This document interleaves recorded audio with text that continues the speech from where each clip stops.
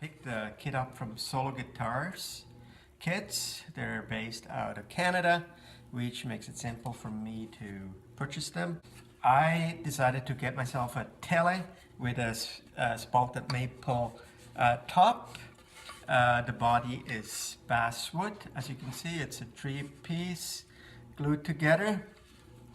It's got the spalted maple top and it's got a black binding. Okay. And all in all, it's a very nice kit. I had it all set up. I put the neck on, I put the bridge on, and I ran a couple of strings, the both E strings, high and low, just to see how straight the neck was. And at the same time, I checked out all the holes, the drilling, so it's all working.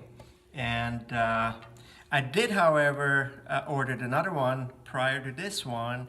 And that one, the bridge didn't go on really well. But talking to Solo Guitars, they very quickly replaced it, and I'm sending the other one back. And this one here is in great shape. So yeah, it's a nice piece of wood. So here's the neck, just a typical Tele neck. Frets look nice. The side of the frets look nice. They're not sharp at all. They might just gonna require a little bit of smoothing and filing down, just so that the fingers don't get stuck. The truss rod works. It doesn't have the skunk tail, so I would imagine that the truss rod was set in prior to the rosewood fretboard going on. The nut's okay, so I might change that once the string goes on. Maybe I'll see how it fits. Maybe I'll upgrade that a little bit. And the whole idea too is I will build it with the current hardware, which, you know, we'll see how it sounds. And if I do like the guitar, I will upgrade pickups. I will upgrade the locking tuners, because the locking tuners I got seem a little bit cheap. So I have some locking tuners from an old Fender that I might put on.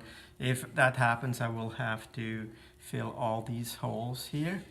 And so I'm not quite sure if I'm going to do that yet, but anyway, you know, it's a $200 kit, you know, so if the wood's good, then maybe I'm upgrading a little bit.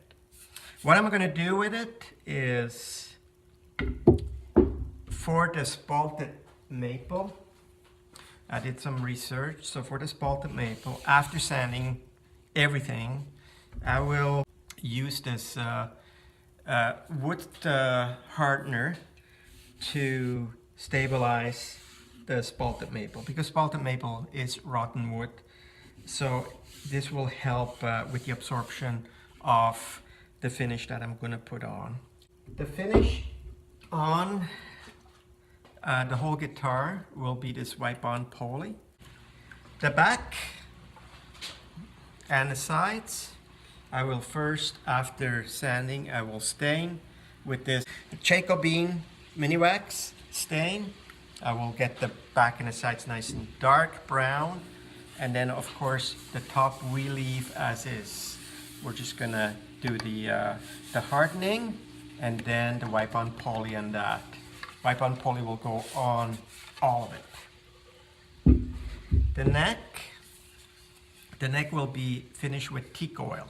So we'll sand it down and then we'll finish it with teak oil, which I also did some research on it. That seems to be a nice satin type finish, and keeping the neck still nice and fast, not sticky like some of the other finishes, varnish finishes, clear finishes that might go on it, where your hands might be a little sticky.